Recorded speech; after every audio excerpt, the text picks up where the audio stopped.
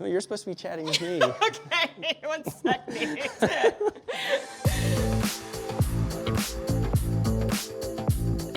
I'm Carisha Swenson with House Beautiful, and we're building the dream in Colorado.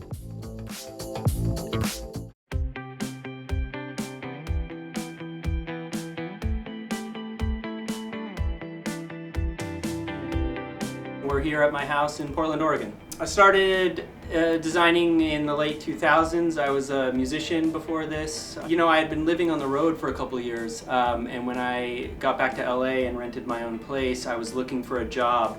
But in the background, I was decorating my apartment, and it turned into this thing that was just like consuming me.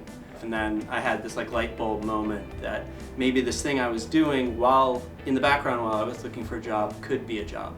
I'm designing the outdoor patio at the house, and it's this long, narrow area that's the full back of the house. Playfulness is really important when I design an outdoor space. I'm not fancy, and I like things that are well made, but I like to be able to, you know, really live in these rooms, and my clients do. You know, most of my clients have young kids. So it's about quality, but it's also about, you know, fun and you know, sort of showing off to your neighbors.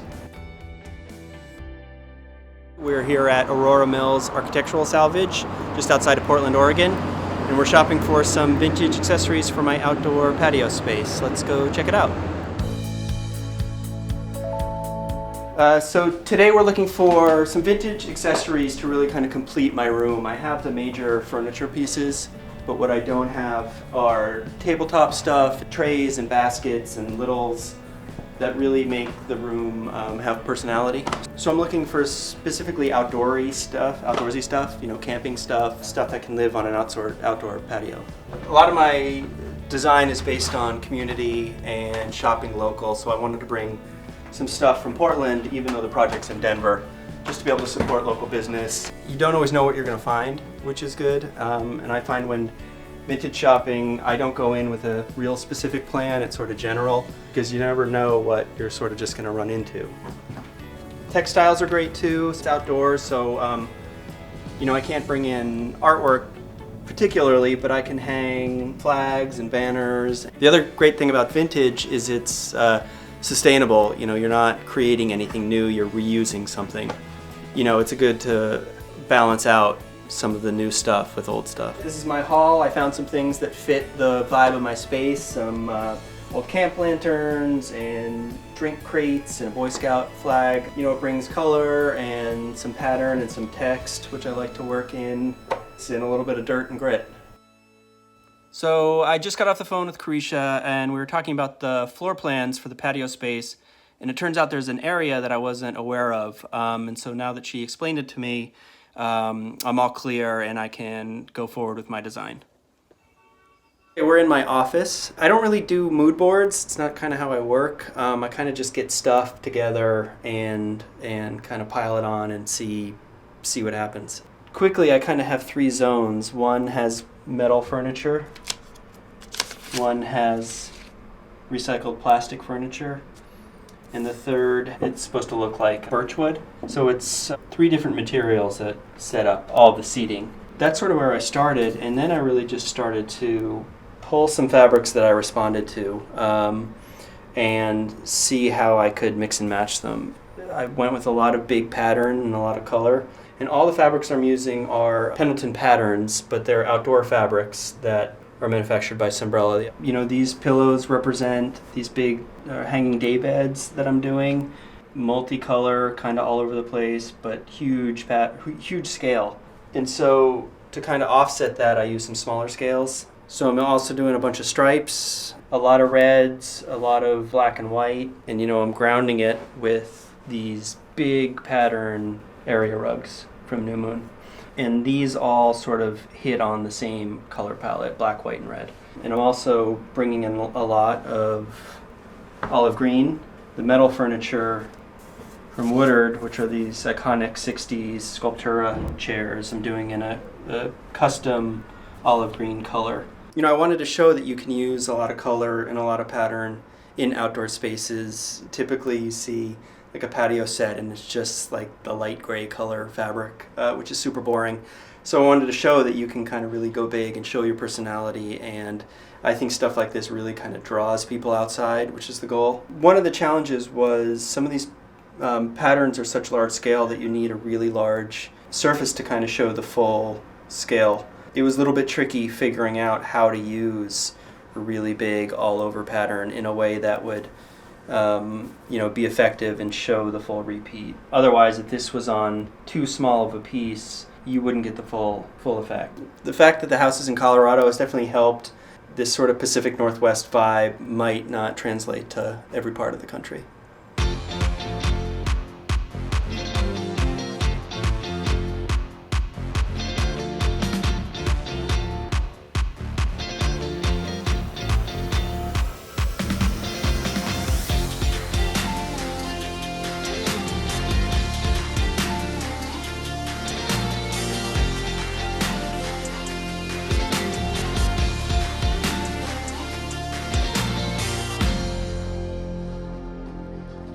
So Max, this is your outdoor space. What do you think? You know, I'm taking it all in. It's everything that I expected and sort of nothing that I expected. Nothing that you expected at the same time. It's at the same time bigger and smaller than I was anticipating, but it looks great. I'm excited. Yeah. I'm glad I ordered extra stuff because there's a lot of space. Well, that is really an expansive space. So when you're thinking about something this big, have you already thought about dividing it up in certain ways? Yeah, I kind of have, it's sort of divided into 3 spaces naturally. Yeah. The kitchen area, sort of the big middle section, and then the fireplace section. So I was already thinking about it in terms of kind of 3 zones with 3 seating areas. Yeah. And sort of grounded by area rugs, which sort of defines the space within the space. And makes it feel like kind of an internal room outside. Right. Yeah. It's indoor-outdoor living. It's Colorado. Right. And there's a lot of flow between the inside of the house and the outside of the house, so I wanted to feel like an extension of the indoors. Well, truly connected because you've got doors leading out here everywhere. Everywhere, yeah. Everywhere along here. So it really does have that feeling of being connected to the main house. Well, I know that this is a massive space and you do have a lot of work to do. So I'm going to get out of your hair, let you get to designing. Best of luck with this. I can't wait to see it realized. Cool, thanks. Absolutely. So clearly Max has a lot to do before that space is complete. But one of the things I love he's doing is mixing up different types of furniture. So often we choose the same thing for outdoor space. Why not mix it up a little bit? So while he's doing all of that, we're going to head over to see Pendleton because they're making some of the fantastic fabrics that are going to be in his outdoor space.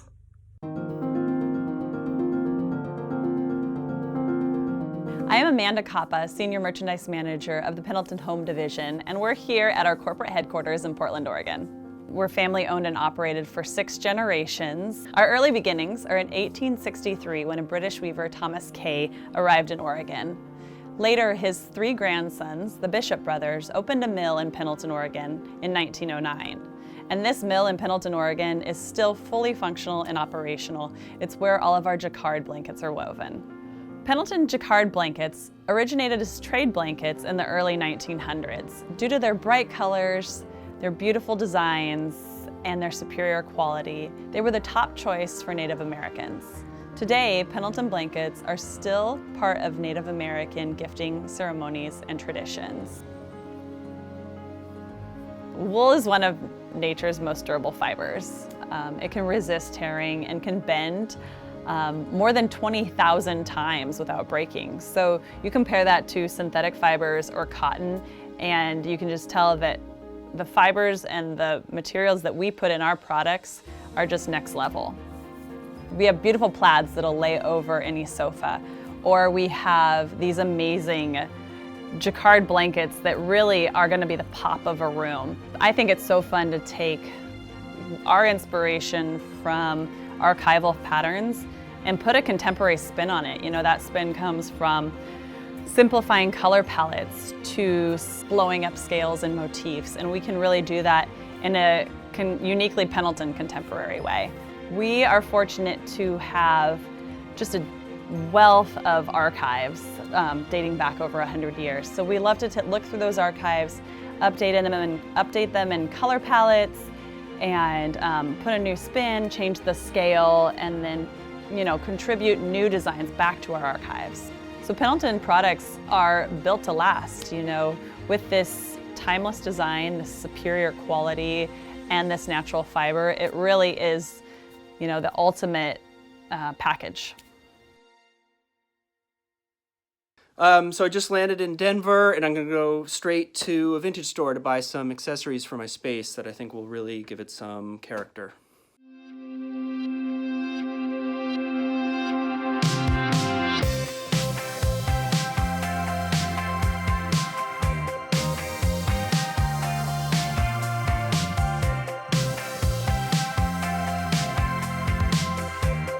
This is the Fireplace zone, and all the furniture here is from a company called Lowell. It's all recycled plastic. The pieces are made out of recycled, mostly milk jugs.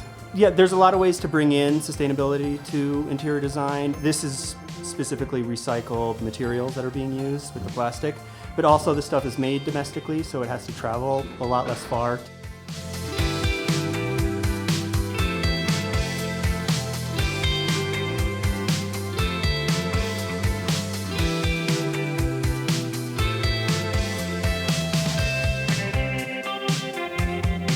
I have junk, really. These are all sort of my accessories to make the space look a little more lived in.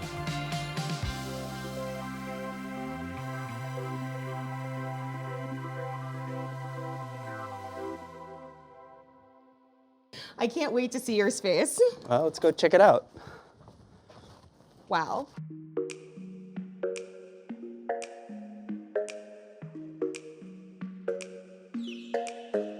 Oh my gosh, this is amazing. I know I said it was a huge space when we were out here before, but to see it fully furnished like this, it's like every single space has a purpose, which is so cool.